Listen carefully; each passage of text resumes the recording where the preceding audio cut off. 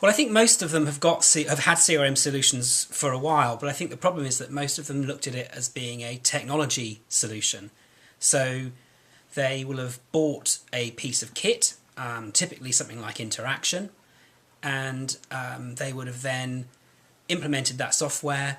The project would have been managed by the business development people or by the IT people, and as a result, it was perhaps more focused on capturing data rather than on trying to visualize how attorneys and lawyers and other professionals might use the system.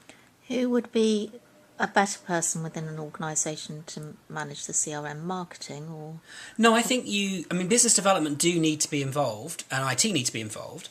And in fact, they make good project managers, and they have a good understanding of what the firm needs. I think what is often the problem is that the project teams focus too much on the data capture, so that the inputs, how are we going to get data into the system?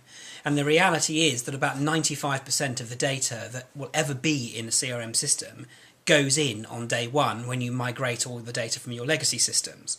So it really needs to be much more about how are people going to get access to the data, how will they export it, report on it, how will they use it, and much, much less about which screens do I use to capture data, how do I enter a contact, how do I enter a business meeting. That's important, but it's more about why am I doing that, because it gives me some intelligence at the end of the process. I can see what my colleagues are doing, I can see who my colleagues know.